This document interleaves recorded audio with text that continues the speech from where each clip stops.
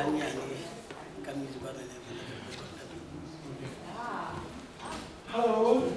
How are you? My name is Bongani, and I'm also excited to be part of this wonderful choir. And it's a privilege for me to travel with the choir and to experience different cultures and faiths and different tribal situations and setups. So I'm going to be short, even though I'm going to talk about something which is over 400 years old, which is the culture of our music. Our music is very simple. The harmonies in South African music, to us, they're so basic, so much that anyone in the choir can start a song and anyone in the community can join in, simply because they are based on naturally what we hear and what surrounds us. Our music is mainly rooted in the rhythms that we play, of which you'll hear about them a bit later when Sipho does the drumming. Now, to make this thing simple and short, in South Africa, for everyone to learn how to sing, it all starts when you are even, I'd say, maybe even before you are born.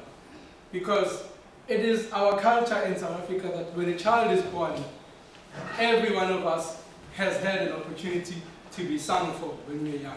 Everything that we're going to learn from our toddler stage until now, it's done by song. South Africa is a nation that I know of, maybe there are others.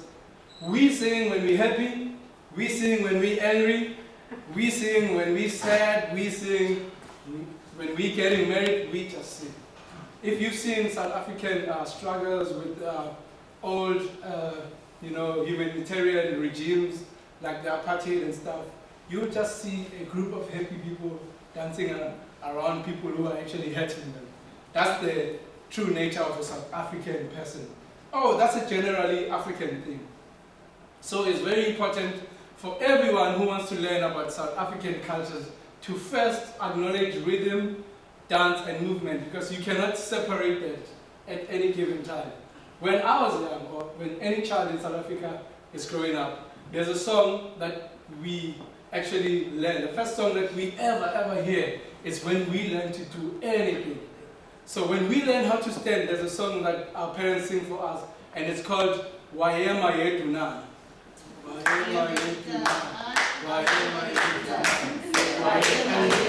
Now I'm talking about a child who cannot even stand. So you always try to stand in a rhythm. So then, just before you even learn how to stand, you're already learning how to be in rhythm. So that will go on until you start taking your first step. The song changes now. It becomes Wahamba Yetu Na. Wahamba Yetu Na. Wahamba Yetu Na. So you can never ever separate rhythm from a natural behavior of a South African. Everything is done in rhythm. If you see, if any one of you is going to be in the show, how many of you are going to be in the show tonight? Okay, anyway, there's a song called Shosholoza. Shosholoza is a song, it dates way back when the gold mines of South Africa were still being established. So people would come from different, even outside of South Africa, they would come to work in the gold mines in Johannesburg. There used to be a song they used to sing, it's called Shosholoza. That song speaks about the train that takes them from home to where they work, which is from home to the mines. So it's called Shosholoza. So everything in the gold mines, wherever they work, would sing that song. And they would shovel, taking all the rubble out with their bare hands and with their shovels, like, Shosholoza, Sho. Everything is always in rhythm. Just like that. So, whatever you're going to learn about South African music, you'll find yourself always learning more about rhythm, movement, and the song. So it all starts with the rhythm, then there's movement, then a song. Rhythm, movement, and song. In other words, there must be a drum first, then there'll be a movement, then a song. So in short, just to summarize everything, South Africa is a nation of people who sing, and who dance, and who have a rhythm. We have 11 official languages in South Africa, and each and every one comes from a different tribe.